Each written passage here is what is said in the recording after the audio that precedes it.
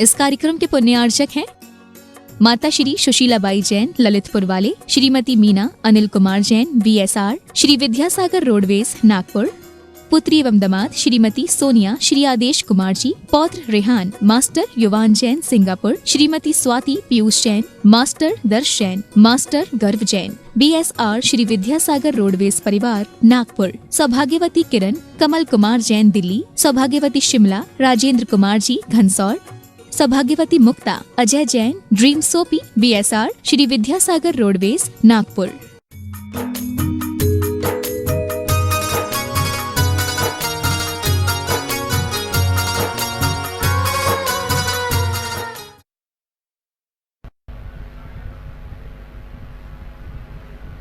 नमो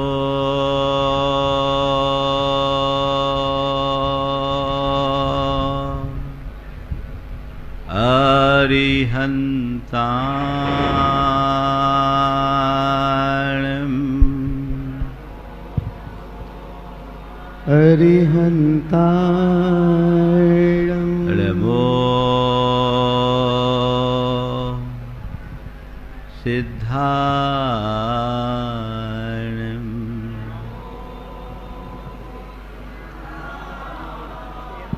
नमो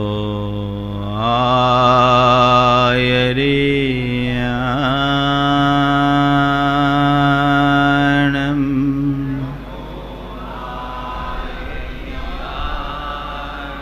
नमो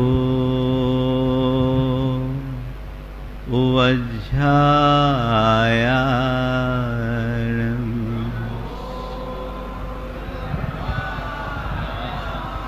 नमो लोये सवशाहुनं नमो लोये सवसाहुणम् एसो पंचणमोयारो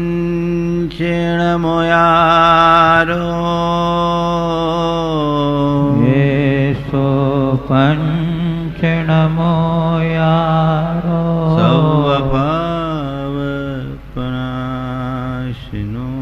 सर्वपावपनाशिनो मङ्गलार्णं च सवेशिं मङ्गलार्णं च सवेशिं पढमं होय मङ्गलम् पढमं होय मङ्गलम्। जय बोलो देवादिदेव खजराट श्री भगवान महावीर स्वामी की जय जय जय। अहिंसा परमो धर्म की जय जय जय। परम पूज आचार्य गुरुवर श्री विद्यासागर जी महाराज की जय। पूरी परम पूज्य लक्षण धर्म की जय। पूरी परम पूज्य स्वामी श्री प्रमाण सागर जी मुनिराज की जय। परम पूज्य मुनि श्री हर सागर जी महाराज की जय जय जय। धरती में बीज बोते हैं, मृदु माटी का संसर्ग पाकर वह अंकुरित होता है। उसमें नम्रता आती है, मृदुता आती है, वह अंकुरित होता है तो उसका अंकुर सीधे ऊपर की ओर उठता है। उस अंकुर के साथ जो खरपतवार उगाते हैं उन्हें साफ करना पड़ता है, उनकी निदाई गुड़ाई करनी पड़ती है, तब कहीं जाकर वह बीज पल्लवित होता है, उसमें फूल लगते हैं, फल लगते हैं और फिर बीज अपने सारे फलों को पेड़ अपने सारे फलों को त्याग देता है और उसके पास कुछ भी शेष नहीं रहता, वह अपने स्वरूप में रमा रहता है। सच पूछो तो ये 10 लक्षण धर्म बीज से वृक्ष की इसी यात्रा का नाम है। क्षमा की धरती पर जब हम अपने जीवन के बीज को बोते हैं, मृदुता की माटी से मृदु बनकर उसमें जो अंकुर फूटता है वो सरलता से सीधा जाता है और उसके इर्द गिर्द उगाए खरपतवार की सफाई का नाम ही शौच है। तब कहीं सत्य के सूर्य का दर्शन होता है और उसमें संयम के फूल लगते हैं। वह तप की आँच में तपता है, तब उसमें फल लगते हैं और जब फल लगता है तो उसे त्याग देता है। सारे फल को त्यागने के बाद जो बचता है वो अकिंचन होता है और यही उसका ब्रह्म स्वरूप है। जीवन में जो भी अर्जित करे उसे छोड़ के।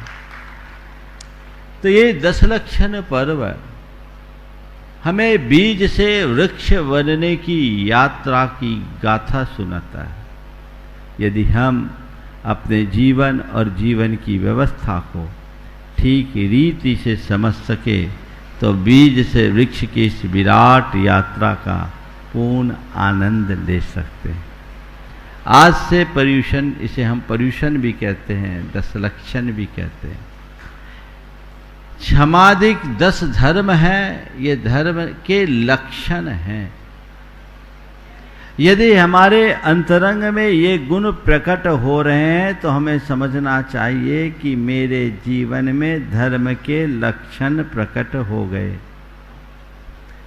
अगर ये लक्षण प्रकट होंगे तो तुम्हारा जीवन सुनिश्चित तौर पर विलक्षण बनेगा, इसमें कोई संशय नहीं है। 10 लक्षण की पूजा तो आप हर साल करते हैं, पर कभी अपने लक्षण को देखने की कोशिश की कि नहीं की? मुझे नहीं पता आज तक क्या हुआ, पर मैं यही चाहता हूँ इस बार का 10 लक्षण ऐसा हो जो तुम्हारे लक्षण को बदल डाले, तुम्हारे जीवन में परिवर्तन हो। ये सोच अपने भीतर होनी चाहिए। हमारे जीवन में जब तक सद्गुण विकसित नहीं होते तब तक हमारा जीवन समर्थ नहीं बनता। मनुष्य के पास सत्ता हो, संपत्ति हो, सामग्री हो, वो एक तरफ है, पर उसके अंदर का जो सद्गुण है वो एक तरफ है। सद्गुण हमारे जीवन की वास्तविक उपलब्धि है और बाकी सब चीज़ें क्षणिक संयोग। हमें क्षणिक संयोगों में रमने की जगह अपने सद्गुणों के विकास के विषय में सोचना चाहिए। जैसे जैसे हमारे सद्गुण विकसित होंगे वैसे वैसे हम अपने जीवन को उन्नतशील बनाने में समर्थ हो सकेंगे। ये जैन धर्म की विशेषता है। हम लोगों की जो पूजा अर्चा है उसका उद्देश्य ही एक है, बंदे तद्गुण लब्धे। दुनिया में अनेक धर्म हैं, वहाँ जो पूजा की जाती है उपास्य को प्रसन्न करने के लिए, और जैन धर्म पूजा की प्रेरणा देता है जीवन को पवित्र बनाने के लिए। यहाँ आप सब पूजा करने के लिए बैठे हो, भगवान को रिझाने के लिए या अपना जीवन निखारने के लिए? किसके लिए? हाँ, भगवान को प्रसन्न करने की जरूरत नहीं है। भगवान तो कहते मुझे प्रसन्न करने की कोशिश मत करो, अपने जीवन को इतना पवित्र बना लो कि सदाबहार प्रसन्न रह सको। अपने अंतस की पवित्रता हमारा मूल साध्य है, जिसकी तरफ हमारी सतत दृष्टि रहनी चाहिए, जो अंतरंग से पवित्र बनाए। ये पर्यूषण पर्व एक विशुद्धतया आध्यात्मिक पर्व है। इन 10 दिनों में आप पूजा करोगे किसकी? ऋषभदेव से महावीर भगवान की, वो तो हम रोज करते हैं। पर इन 10 दिनों में हम ऋषभदेव से महावीर भगवान की पूजा नहीं करेंगे। इन 10 दिनों में क्षमा, मार्दव, सरलता, शुचिता, सत्य, संयम, तप, त्याग, आकिंचन और ब्रह्मचर्य जैसे उदात्त जीवन मूल्यों की पूजा करेंगे। विश्व में कोई धर्म ऐसा धर्म नहीं है जिस धर्म में 10 दिवस तक, देखिए थोड़ा किसी को शायद 10 दिवस तक उदात्त जीवन मूल्यों की आराधना की जाती हो, और इन जीवन मूल्यों की आराधना को ही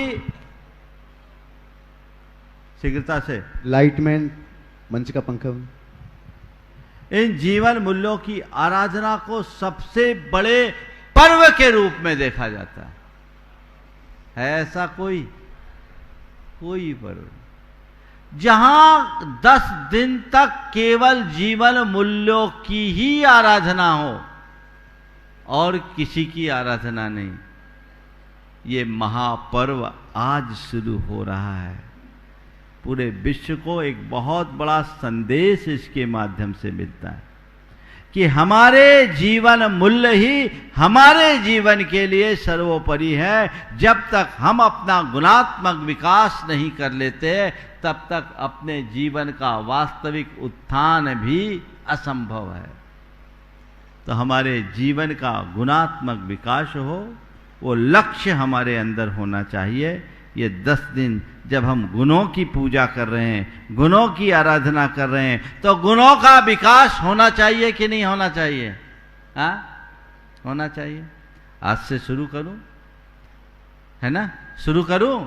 ये 10 दिन मेरे गुणों में निखार के दिन है। मेरे अंदर गुणात्मक परिवर्तन होना चाहिए और इसकी शुरुआत क्षमा से है। क्षमा को सबसे बड़ा धर्म कहा।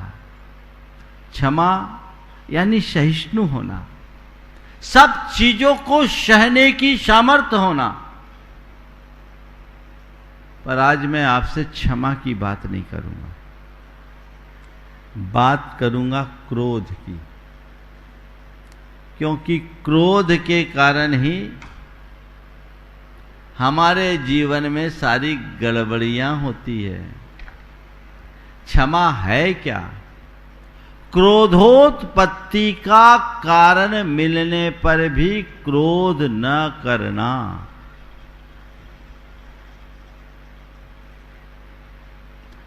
क्रोधोत्पत्ति का कारण मिलने पर भी क्रोध न करना क्षमा है। अपने मन से पूछो, तुम्हें क्रोध आता है कि नहीं आता? है इस सभा में ऐसा व्यक्ति जो ये कह सके मुझे रंच मात्र क्रोध नहीं आता? हाँ, आता है ना? क्रोध हर व्यक्ति को कमोबेश आता है। ऐसा एक भी व्यक्ति नहीं होगा जिसके लिए कभी क्रोध ना आया हो या किसी के क्रोध का शिकार न बना हो। ये तो रोज के व्यवहार में है। पर इससे बचना है। कैसे बचे? मैं आज आपसे कहूंगा 4 स्थितियां हैं। क्रोध, विरोध, प्रतिशोध और बोध। आज 4 बातें आपसे करूंगा। क्रोध, विरोध, प्रतिशोध और बोध। क्रोध आना एक दुर्बलता है, दोष है। क्रोध कब आता है?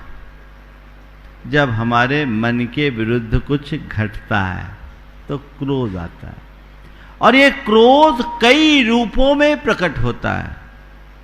झुंझलाहट के रूप में, खींच के रूप में, क्षोभ के रूप में अथवा बौखलाहट के रूप में। हल्का सा झुंझला जाना, खींच जाना, क्षोभ होना, ये क्रोध का मंदतम रूप है। झुंझला गया, रे तुम तो परेशान करते हो, पस्त हो गया, अभी मुझसे कोई बात मत करो, मेरा मूड खराब मत करो। खराब है तभी तो बोल रहे हो, बोलो। मेरा मूड खराब मत करो या अभी मेरा मूड खराब है, ये किसके लक्षण है? यानी अंदर कुछ चल रहा है, वो अभी सामान्य स्थिति में नहीं है। ये भी एक प्रकार का क्रोध है जो आता है। झुंझलाहट है, खीज है, थोड़ा बड़ा रूप हो गया क्षोभ, जिसमें रोष दिखता है। लेकिन इसका सबसे विकराल रूप होता है जब हम अपने वचनों में उसे प्रकट कर देते हैं, और वह क्रोध नहीं, एक प्रकार का की आग बन जाती है जो सबको खाक कर देती है ना। तो क्रोध एक आग है जो सामने वाले को भस्म करे या न करे, खुद को तो भस्म कर ही डालती है। तो हमें देखना ये है कि मेरे क्रोध का स्तर क्या है, पहला, दूसरा, तीसरा, चौथा, कि चारों कौन सा है बोलो। पहला है, दूसरा है, तीसरा है, चौथा है, कि चारों है। क्या हो गया कि इनमें से कोई नहीं? हाँ, चारों है, चारों है। तो संत कहते हैं ये क्रोध आए से रोको, उसे रोकने के उपाय की भी चर्चा भी थोड़ी देर बाद मैं आपसे करूंगा। लेकिन अगर क्रोध को क्रोध के स्तर पर रोक लिया जाए तो झमेला नहीं। झमेला कब होता है? जब क्रोध के बाद विरोध शुरू होता है। विरोध, जिसके प्रति क्रोध आता है हम उसका प्रतिवाद करना शुरू कर लेते हैं, विरोध करना शुरू करते हैं, उसके प्रति द्वेष की भावना होती है। क्रोध द्वेष से बढ़ता है और द्वेष को बढ़ाता है। जिसके प्रति द्वेष होगा उसके प्रति क्रोध आएगा, जिससे प्रेम होगा उस पर कभी क्रोध नहीं आएगा। बोलो है क्या? गुस्सैल से गुस्सैल आदमी किसी के सामने ठंडा होता है। और मैंने तो बहुतों को देखा है जो गांव में शेर होते अपनी घरवाली के सामने भींगी बिल्ली बन जाते हैं। बहुत से ऐसे देखते है ना। माने वो क्यों है? क्योंकि उसके प्रति प्रेम है। जिसके प्रति प्रेम है वहां क्रोध अपना रूप नहीं दिखा पाता, क्योंकि प्रेम के आगे क्रोध नतमस्तक होता है। लेकिन द्वेष, जिसके प्रति द्वेष होता है ना, उसकी प्रति चाहे अनचाहे क्रोध आता है। हमारे मन में एक प्रकार का पूर्वाग्रह पहले से ही बन जाता है और हम उसे उल्टे नजरिए से ही देखते हैं, उसे सीधे देखते नहीं। ये क्रोध हमें अंदर से हिला डालता है, तो द्वेष से बढ़ता है और द्वेष को बढ़ाता है। ये क्रोध का स्वभाव है।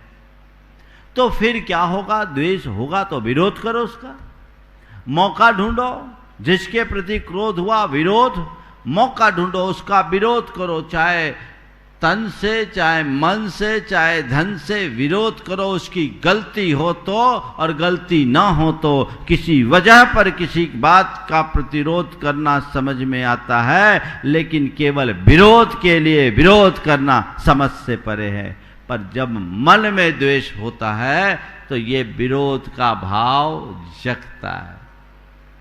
बोलो, अपने मन से पूछो, तुम्हारे मन में किसी के प्रति विरोध की भावना है या नहीं? आज क्षमा धर्म के दिन हमें ये देखना है, तुम्हारा कोई विरोधी है या नहीं? तुम किसी को अपना विरोधी महसूस करते हो या नहीं? पहला पड़ताल। आंखें बंद कीजिए, एक पल के लिए देखिए कि मैं किसे अपना विरोधी मानता हूं, किसको देखकर मेरे मन में क्षोभ होता है, किसे मैं शत्रु के रूप में देखता हूं, किसके प्रति मेरे मन में शत्रुता का भाव होता है। आंखें बंद करिए। हैं दो चार नाम, एक आध नहीं है तो आपके लिए आज प्रवचन की कोई जरूरत नहीं, बहुत अच्छा है। और अगर है तो मैं कहूंगा विरोधी को मिटाने की जगह विरोध को मिटा दो, विरोधी भी मित्र बन जाएगा। हमारे मन में जिसके प्रति द्वेष होता है, जिसे हम अपना शत्रु या विरोधी मानते हैं, उसके प्रति स्वाभाविक क्षोभ रहता है, क्रोध रहता है, उससे क्षमा करने का मनोभाव कभी नहीं जगता और वह हमें अंदर ही अंदर सुलगाता है, हमारी स्थिति को असहज और असामान्य बना देता है। होता है। आज हम क्षमा धर्म की आराधना कर रहे हैं, क्यों ना हम ऐसा करें कि मन को इतना निर्मल बनाए कि संसार में मेरा कोई विरोधी ही ना हो। इसका उपाय है, क्या है? क्रोध को क्रोध में ही खत्म कर दो, उससे आगे मत बढ़ने दो। अगर तुम्हारे मन में किसी के प्रति क्रोध आया या किसी ने तुम पर अपना क्रोध बरसाया, दो ही तो केस है।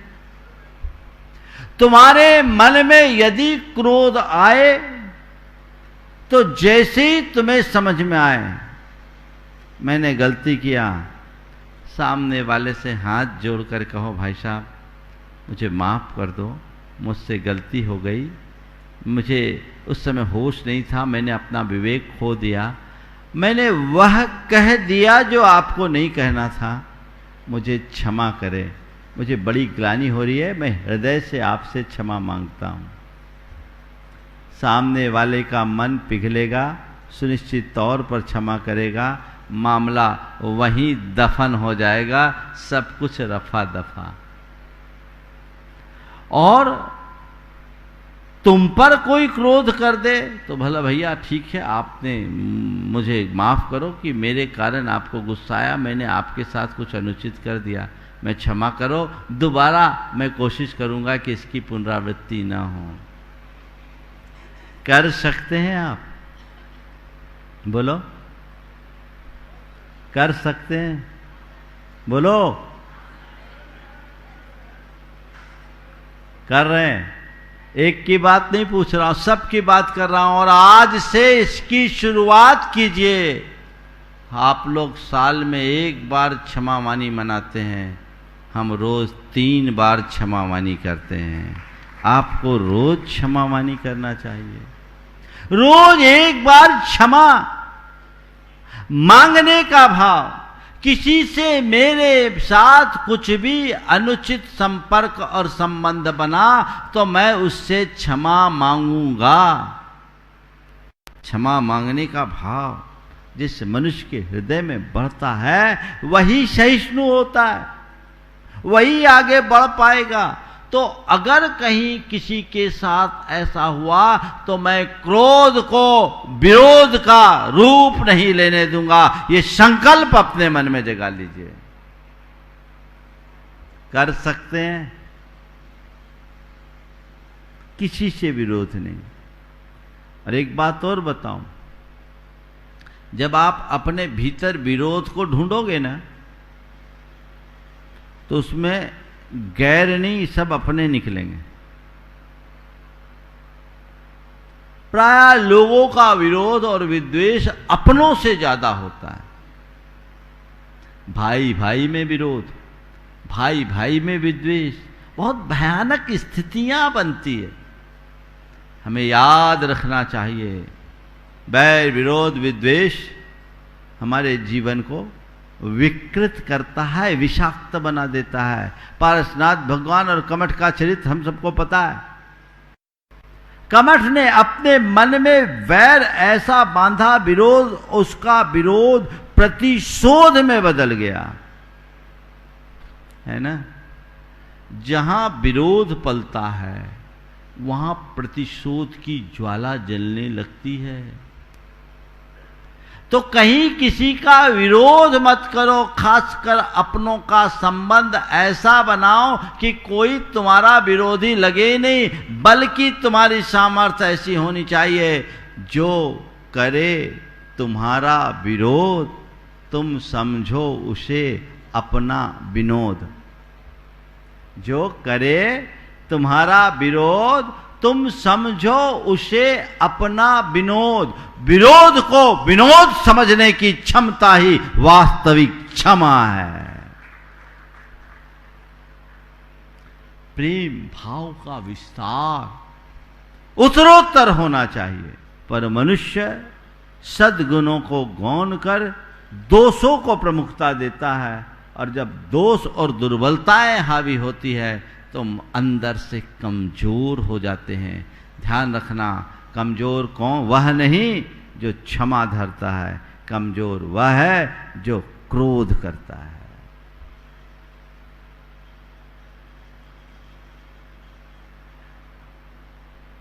तो हमें अपने भीतर ऐसा भाव जगाए कि क्रोध ही ना हो, क्रोध हो जाए तो विरोध ना हो, और विरोध हो तो उसे आगे ना बढ़ने दे, वहीं खत्म करे, प्रतिशोध ना हो। क्या ना हो? प्रतिशोध। प्रतिशोध का मतलब क्या होता है? बदला लेने की भावना। बहुत भयानक। किसी भी व्यक्ति के साथ जब आपकी अनबन या खटपट होती है, परिस्थिति अनुकूल न होने पर हो सकता उस मूवमेंट में आप चुपचाप बैठ जाओ, पर मन में एक गांठ बंधती है और क्या सोचते हो? मौका आने दो, सबक सिखाकर छोड़ूंगा। बोलते हैं मौका आने दो, उसे जरूर सबक सिखाऊंगा, उसको उससे बदला लूंगा, उसे धूल चटा दूंगा। होता है? अपने मन से पूछो, किसी भी व्यक्ति से इस तरह का बदला लेने का भाव तो तुम्हारे मन में नहीं है?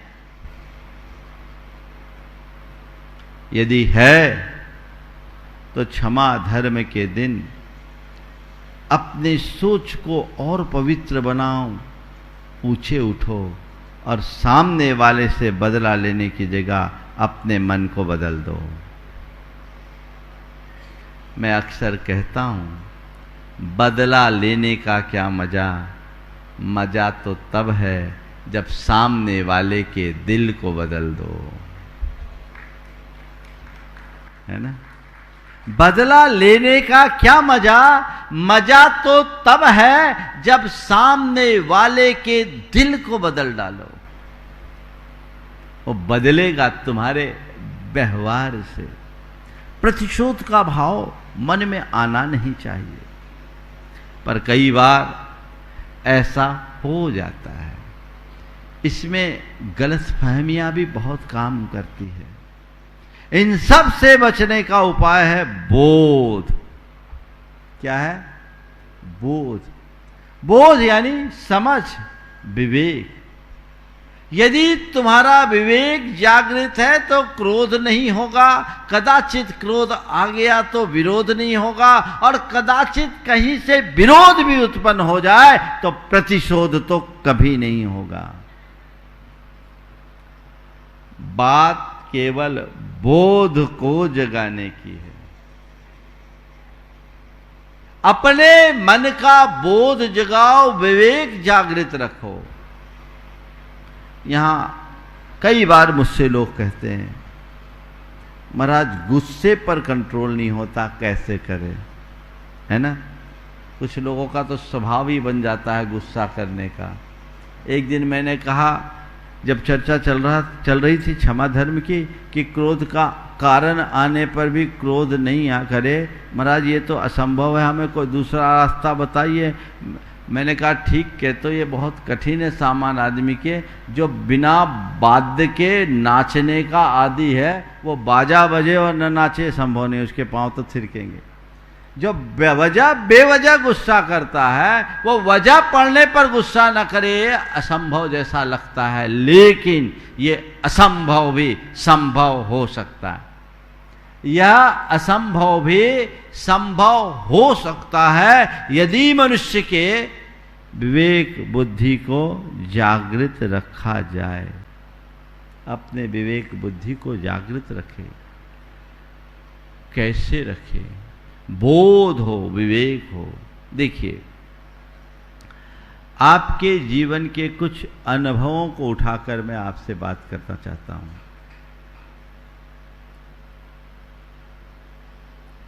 कोई व्यक्ति कितना भी गुस्सैल है, हर किसी पर गुस्सा आता है क्या? हर किसी पर कितना ही गुस्सैल है। मान लो कोई ऐसा व्यक्ति जिसके नाक पर ही गुस्सा चढ़ा हो, वो व्यक्ति भी अगर किसी अधिकारी से बात करने जाए और वो उसे कुछ बोल दे तो क्या प्रतिवाद करेगा? नहीं करेगा ना। क्यों? उससे विवेक है। मैं किससे बात कर रहा हूं? यहां यदि मैं कुछ अनर्गल बात करूंगा तो बात बिगड़ जाएगी। यहां मुझे ठंडा रहना चाहिए, है ना। यहां मैं अनर्गल कहूंगा तो बात बिगड़ जाएगी, मुझे ठंडा रहना चाहिए।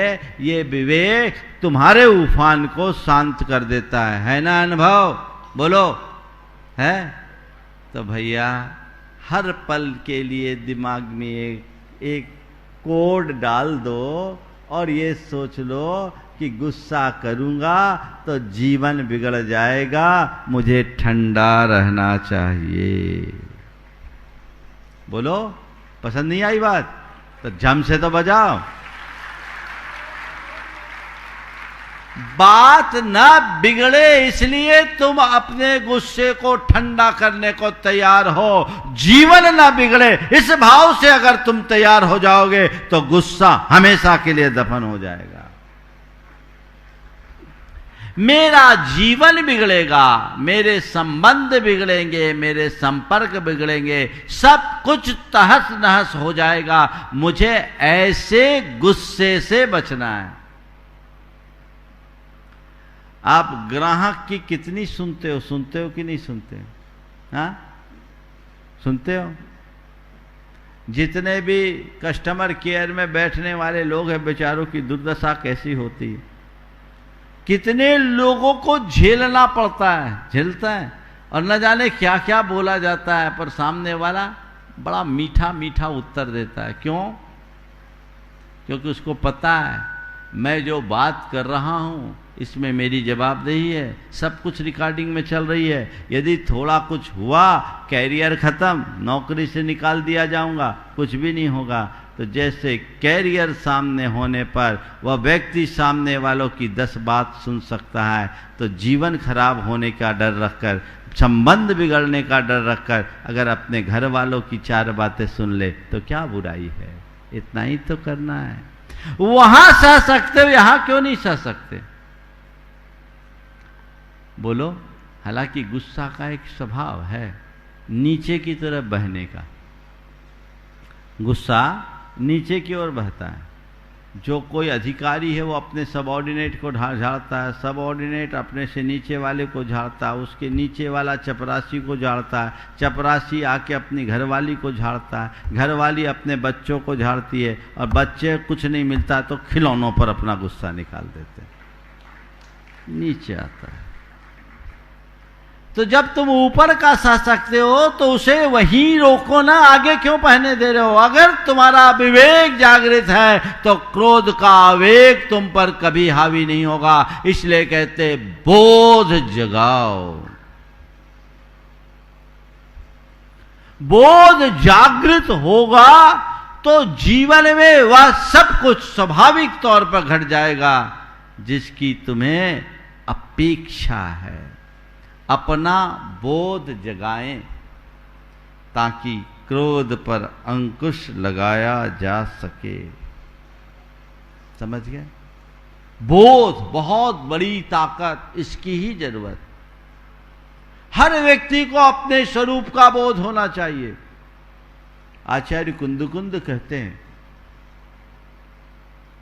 अगर क्रोध के क्षणों में तुम्हारे मन में बोध बना रहे तो क्रोध का तूफान भी तुम्हारा कुछ बिगाड़ नहीं कर सकता। पुग्गल कम्मम को हो तस्य विवागो दवो हवदियेशो नहु एस मध्य भावो जानग भावो दुअहमे को। ये पुद्गल का एक कर्म है क्रोध नाम का, जिसका फल आ रहा है जो मुझे विचलित करने की स्थिति में है, पर ये मेरा स्वभाव नहीं है। मैं तो मात्र ज्ञायक स्वरूप हूँ, जानने और देखने वाला हूँ। ये विवेक जिसके अंदर आता है, क्रोध आता है यूं ही बह जाता है, उसका कुछ भी बिगाड़ नहीं हो सकता। अपने अंतरंग में ऐसी भाव भूमिका बननी चाहिए, बोध होगा सब चीजें शांत हो जाएगी।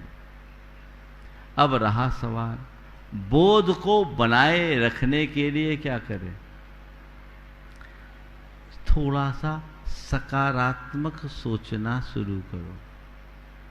क्या करो? सकारात्मक, पॉजिटिव। किसी ने तुमसे कुछ कहा और तुम्हें गुस्सा आया, है ना? कब आता है? आपने किसी को कुछ काम सौंपा, उसने काम नहीं किया तो गुस्सा आ गया। किसी ने आपको कोई कमिटमेंट किया, उसकी पूर्ति नहीं की तो गुस्सा आ गया। किसी ने आपको कोई अनर्गल बात कह दी तो आपको गुस्सा आ गया। या किसी ने आपको साथ कोई अन्य प्रकार का दुर्व्यवहार कर दिया तो गुस्सा आ गया, है ना? यदि इन चारों स्थितियों में यदि आपकी सोच सकारात्मक होगी तो गुस्सा नहीं आएगा। जैसे किसी से आपने कोई काम कहा और उसने काम नहीं किया, काम अर्जेंट था, काम नहीं हुआ, एक प्रतिक्रिया, क्यों जी तुमने काम नहीं किया, तुम किसी काम के नहीं हो, तुमसे तो कोई आशा उम्मीद नहीं, तुम सब सत्यानाश कर देते हो। प्रायः ऐसे ही प्रतिक्रिया करते हो ना? बोलो। और ऐसी प्रतिक्रिया हर उस व्यक्ति के प्रति भी हो जाती है जो आपके हर काम के लिए एक पांव पर खड़ा रहता है। आपने उसे कुछ काम कहा और उसने काम नहीं किया, ये आपके ईगो ने स्वीकार नहीं किया और आपने उसके ऊपर सीधे फायर कर दिया। कुछ लोग तो एकदम लोडेड ही रहते हैं, बस ट्रिगर को दबाने भर की देर है। क्यों? यदि उस समय आपकी सोच सकारात्मक हो तो आपकी प्रतिक्रिया बदल सकती है।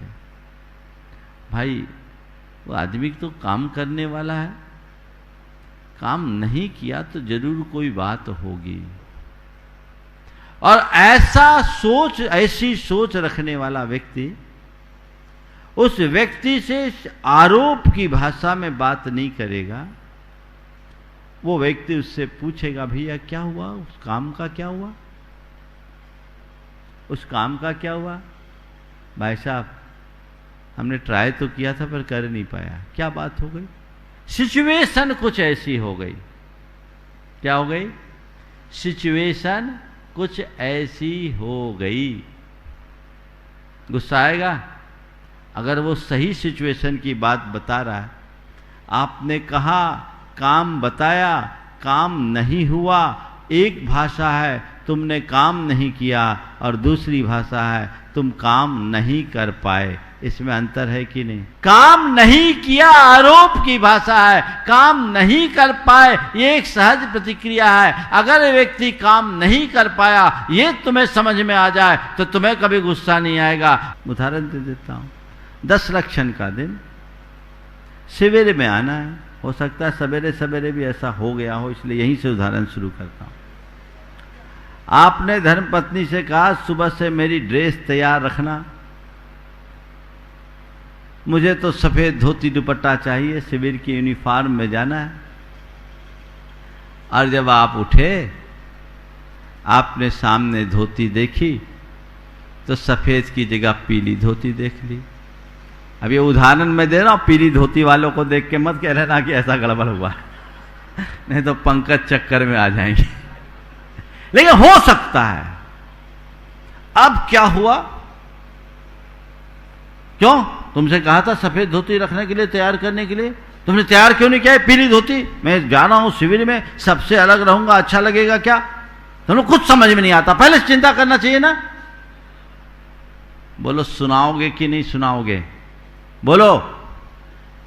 ऐसा मौका आता है तो ऐसी ही प्रतिक्रिया होती है कि कुछ हटकर होती है ना? बोलो तो, थोड़ा दम से बोलो। होती है।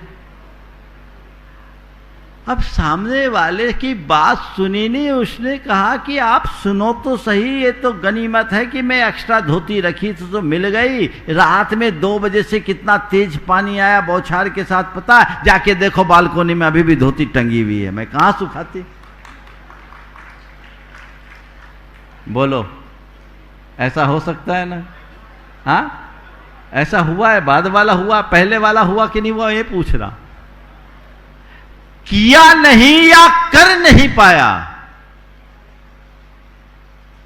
अगर इतनी सी समझ अपने अंदर आ जाए तो आपका बिहेवियर अपने आप बदल जाएगा। आप लोगों में बड़ी उतावलीपन होता है, अधीरता होती है, थोड़ा सा अभी देखो मैं उससे बात करता हूं। अरे पहले उसकी बात तो समझो। सीधे सीधे किसी पर चढ़ाई करने की आदत से बचो। सोच को सकारात्मक बनाओ। समझ गए? अब मान लीजिए किसी ने कोई गुस्सा कह दिया, ठीक है भैया गुस्सा तो कहा है, क्या बात है, गुस्सा है क्या, उसकी आदत है, बाकी चीजें ठीक है। एक गुस्से को छोड़कर उसका जो स्वभाव है ना, बहुत बढ़िया। अपने यहाँ एक आदमी है, ऐसा कार्यकर्ता चकरघन्नी जैसा घूमता, नाम तो नहीं दूंगा मैं, चकरघन्नी जैसा घूमता, और जो उसके स्वभाव को जानता है उसको मुरीद हो जाएगा। पर जो स्वभाव को न जाने, पहली बार मिले तो कहेगा कैसा आदमी, ये तो बड़ा तीखा बोलता है। पर वो आदमी की बोली तीखी है पर काम बड़ा मीठा है। जो काम हाथ में ले ले अंजाम तक पहुंचा दे, है ना? नाम ले लूं क्या? सामने होगा तो लेंगे।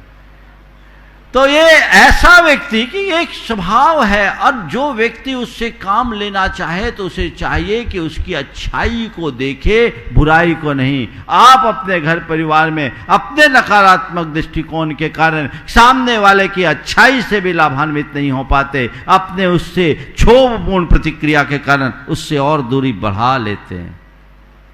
अच्छाई देख लो, सकारात्मक सोच लो, काम खत्म। सुबह से चाय में चीनी कम पड़ी हो, गुस्सा आता है कि नहीं आता? चाय में चीनी कम है, गुस्सा आ रहा है। अगर उस समय सोच लो कि शायद मेरी धर्मपत्नी मेरे सेहत के लिहाज से उसमें चीनी कम डाली हो क्योंकि मैं डायबिटिक हो रहा हूं। बहुत लोग डायबिटिक होते जा रहे हैं, ऐसा सोच सकते हो कि नहीं सोच सकते? सब्जी में नमक कम है तो उस मेरी पत्नी को चिंता हो रही होगी कहीं बीपी ना बढ़ जाए, इस ख्याल से थोड़ा कम डाला। क्या ऐसा नहीं कर सकते? कर सकते हैं कि नहीं कर सकते? बोलो, बोलो जोर से। करते हो? एक दिन मैंने पूछा रतलाम में कि ये बताओ भाई, भोजन करने बैठे हो और तुम्हारी थाली में जो सब्जी है उसमें मिर्ची ज़्यादा हो, नमक बिल्कुल नहीं हो, तो क्या करोगे? चुपचाप खाओगे या थाली छोड़कर भागाओगे? चुपचाप खाओगे या थाली छोड़कर भागाओगे? एक ने हाथ उठाकर कहा महाराज मैं चुपचाप खा लूंगा। हाथ उठाकर कहा महाराज मैं चुपचाप खा लूंगा। मुझे उसकी क्षमता पर बड़ी प्रसन्नता हुई। मैं अपनी प्रतिक्रिया करता कि उसके बाजू में बैठा उसका दोस्त कहा महाराज इसके अलावा इसके पास कोई चारा ही नहीं है। घरवाली ऐसी है कि प्रतिक्रिया करे तो ये भी गया। समझ गए? तो मेरा कहना केवल ये है कि हम अपने मानसिकता को ऐसी बनाएं कि ये सद्गुण हमारे जीवन में अपने आप विकसित हो जाए। ये भाव जगाइए जिससे अपने जीवन के पथ को प्रशस्त किया जा सके और अपने जीवन की बेहतरी की जा सके। ये पुरुषार्थ करना चाहिए। तो दूसरी बात, सकारात्मक सोच। अब आज से सोच रखेंगे ऐसी आप लोग, सकारात्मक सोच। हाँ। तीसरी बात, समग्रता का चिंतन। समग्रता का चिंतन का मतलब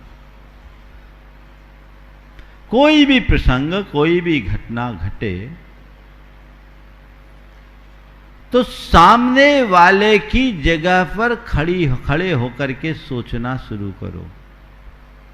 केवल अपनी मत सोचो, सामने वाले की जगह खड़े होकर के सोचो। आप घर आए, ऑफिस से घर में आए, आपकी मां आपको मिली और मां ने आपकी धर्म पत्नी के बारे में खूब मिर्च मसाला मिलाकर 4 बातें सुना दी। आपने सुना, ठीक, और सीधे आकर अपनी धर्म पत्नी पर बरस पड़े, बगैर उससे कुछ पूछे, कुछ समझे। क्या ये काम ठीक है? हाँ, ठीक है क्या? क्या करना चाहिए? क्या करना चाहिए? हाँ, थोड़ा जोर से बोलो। सुनी जाती माँ की कम। अब बहुओं का राज आ गया है, सासुओं का नहीं, बदल गया है ट्रेंड। लेकिन जिसने सुनाई, तुमने सुनी, आधी अधूरी बात समझी और सीधे अपनी प्रतिक्रिया दे दी। ऐसी प्रतिक्रिया जो तुम्हारे मन के द्वेष को बढ़ाती है, तुम्हें असहज और क्षुब्ध बना देती। मैं ये नहीं कहता कि अगर किसी के बारे में कुछ कहा जाए तो तुम उसके बारे में कुछ मत सोचो। मैं ये कहता हूं, तुम सुनो, समझो, फिर प्रतिक्रिया दो। सीधी सीधी प्रतिक्रिया देने की आदत से बचो, तब तुम्हारे जीवन में मधुरता प्रकट होगी। सीधे प्रतिक्रिया देके क्या पाओगे? ठीक है, इनने कहा, मैंने सुना, सामने वाले से और समझ लेते हैं, फिर तटस्थ भाव से दोनों को बैलेंस कर दो, काम खत्म। निश्चित ताली एक हाथ से तो बजती नहीं, बजी है क्या? नहीं बजी है। तो दोनों की हाथ को देखो और ताली ही न बजाओ, दोनों की ताल मिला दो, तालमेल करा दो, जीवन में आनंद ही आनंद है। तटस्थ व्यक्ति की यही स्थिति होनी चाहिए। वो गाड़ी, खाली गाड़ी ले आया, बोला तुम टैक्सी लेकर के आओ। उसने बाद में मुझे बताया, बोले महाराज कैसा जमाना है, उसे यही नहीं लगा कि 2:30-3 बजे उठ करके मैं गाड़ी खुद ड्राइव करके उसके पास गया हूं। उसे समझना तो चाहिए, मैं चाहता तो बड़ी गाड़ी लेकर जाने वाला था, लेकिन जब देखा तो गाड़ी पंचर थी, उतना मेरे पास समय नहीं था, और ड्राइवर आज उसको बुखार आया हुआ है, वो आने वाला नहीं था, मुझे सेल्फ ड्राइविंग में आना पड़ा। एक लंबे अंतराल के बाद मैं इतनी लंबी ड्राइव किया हूं, उसे इन सब चीजों से तो मतलब नहीं, छोटी गाड़ी लेकर क्यों आए? बोलो, ऐसा होता है कि नहीं होता है? जब तक तुम अपने मन को ही सब कुछ प्रमुखता दोगे तो जीवन में ऐसे खेल होते रहेंगे, और मन को मोड़ने की कला विकसित कर लोगे तो जीवन ही तुम्हारे लिए एक खेल बन जाएगा, आनंद की कीड़ा स्थली बन जाएगी। थोड़ा ही बदलाव लाना है, ज्यादा की अपेक्षा नहीं है।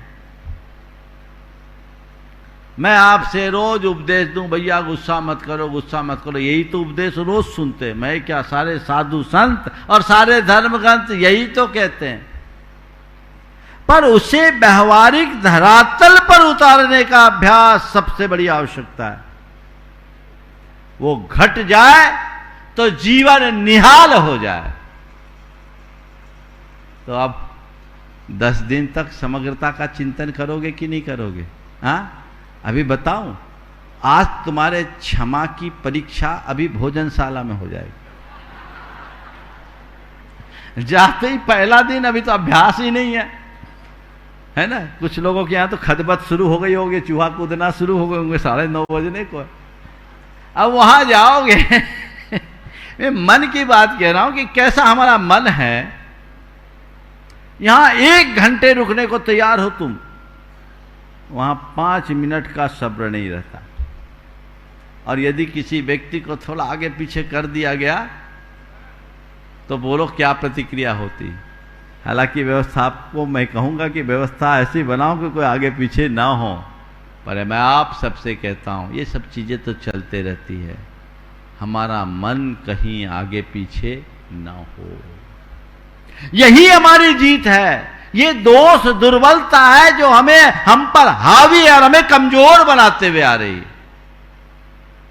इससे मुक्त होना है, इससे ऊपर उठना है, तभी हमारे जीवन में मजा हो। क्योंकि क्रोध से कटता आती है, मन में गांठ बनती जाती है।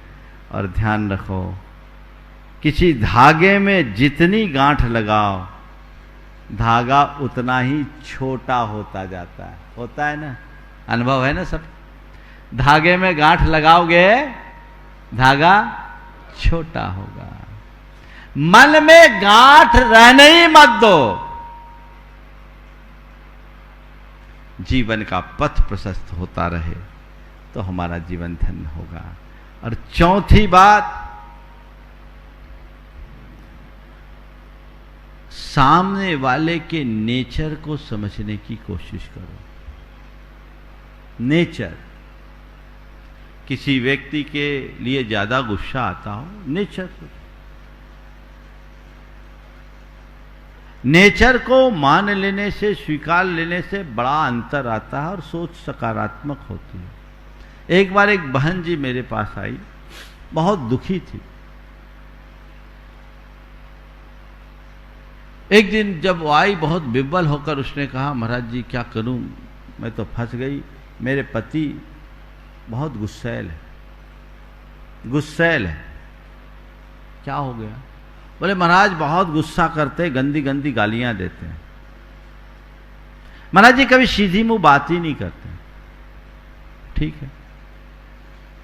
संयोग से उस गांव में एक पागल घूमता था और वो पागल भी गंदी गंदी गालियां देता था। एकदम कोई भी निकले तो गालियां, कोई उसका काम ही गालियां देना। मैंने उससे पूछा, तुम घर से मंदिर आते हो या कहीं निकलते हो, कभी रास्ते में उस पागल को देखे? बोले हाँ देखे। बोले क्या करता? बोले गालियां देता। तुम्हें कभी मिला? बोला मिला, आज भी मिला था। बोले गालियां दी? बोले हाँ गालियां दी। बोले तुम्हारा पति ऐसी गालियां दे? नहीं महाराज वैसी गाली तो नहीं देते, वैसी गाली नहीं देते हैं, पर महाराज जी अच्छा नहीं लगता, बहुत गंदा बोलते हैं। तुमने कहा पागल ने तुम्हें उससे भयानक गाली दी, तुमने आज तक उस पागल की शिकायत क्यों नहीं की? पागल ने उससे भयानक गाली दी, उससे गंदी गाली दी, तुमने उस पागल की शिकायत क्यों नहीं की? बोले महाराज उसकी क्या शिकायत करना, वो तो पागल है। उसकी शिकायत क्या करना, वो तो पागल है। तो मैंने कहा अपने पति की शिकायत क्यों कर रही है, समझ लो वो पागल है। और जिस व्यक्ति को ये विवेक न हो कि अपनी पत्नी से, अपने बच्चों से, अपने परिवार से कैसे शब्दों का प्रयोग करना, वो समझदार कहाँ, पागल ही तो कहलाएगा। इसलिए बजाओ जोर से, वो पागल ही तो कहलाएगा। इसलिए जब तुम्हारे साथ कोई ऐसा व्यवहार करे तो समझ लो वो पगला गया है। पर कहना मत, कहने की गलती मत करना, नहीं तो उसका पागलपन तुम्हें खा जाएगा। बस सोच बदल लो, उसका नेचर समझ लो, उसके प्रति अपनी दृष्टि बदल दो, तो जीवन में एक अलग प्रकार के आनंद की अनुभूति होगी। इतना ही तो खेल है। और फिर एक अनुभूत प्रयोग जो मैं सबको कहता हूँ, भावना योग। नियमित भावना योग करिए, प्रचंड क्रोधी भी शांत मूर्ति बने। मैंने अनेक बार ऐसे अनेक लोगों का उदाहरण सुना है। क्या करना है? मुझे शांत रहना है, मुझे शांत रहना है। बस ये सब तुम लोगों को तभी याद रहता है जब महाराज के पास रहते, बाद में नहीं। अपने आप को उसके लिए तैयार कीजिए जिससे जीवन में स्थायी परिवर्तन घटित हो सके और हम आगे बढ़ सके।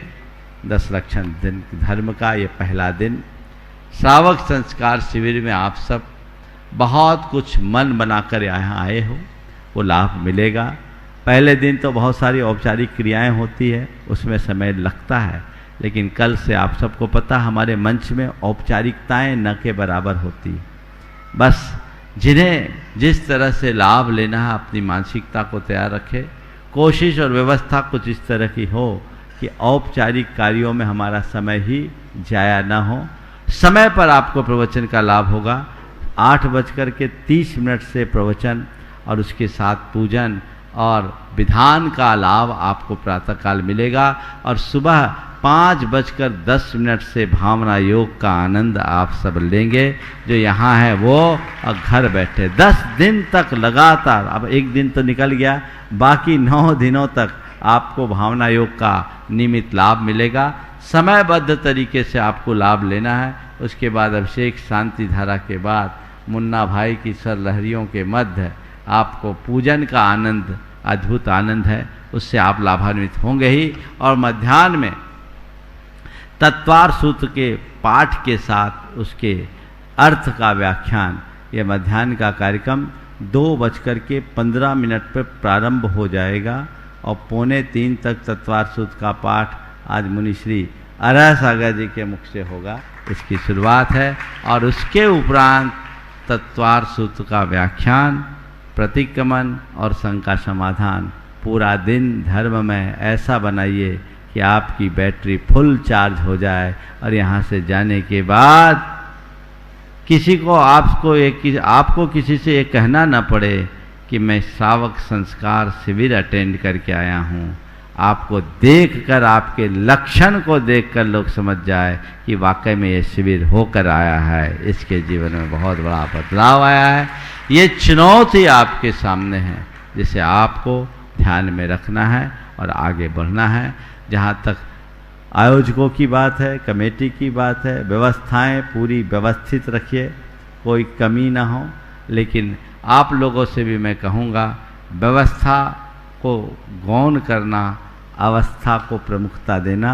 हालांकि यहाँ की परंपरा है, व्यवस्थाओं में कोई कोर कसर नहीं होती, लेकिन थोड़ी बहुत ऊंची नीची हो तो हमें सहना है, कहना नहीं है। इससे आगे बढ़ना है तो सब कुछ ठीक हो सकेगा। समय आप सबका हो गया है। आगे के पूजन और विधान की प्रक्रिया को आगे बढ़ाने के लिए मैं यहीं पर विराम ले रहा हूँ।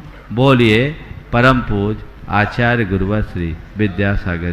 इस कार्यक्रम के पुण्यार्चक थे माता श्री सुशीलाबाई जैन ललितपुर वाले, श्रीमती मीना अनिल कुमार जैन VSR, श्री विद्यासागर रोडवेज नागपुर, पुत्री एवं दामाद श्रीमती सोनिया श्री आदेश कुमार जी, पौत्र रेहान मास्टर युवान जैन सिंगापुर, श्रीमती स्वाति पीयूष जैन, मास्टर दर्श जैन, मास्टर गर्व जैन, BSR श्री विद्यासागर रोडवेज परिवार नागपुर, सौभाग्यवती किरण कमल कुमार जैन दिल्ली, सौभाग्यवती शिमला राजेंद्र कुमार जी घनसौर, सौभाग्यवती Mukta Ajay Jain dream soapy BSR Shri Vidyasagar roadways Nagpur.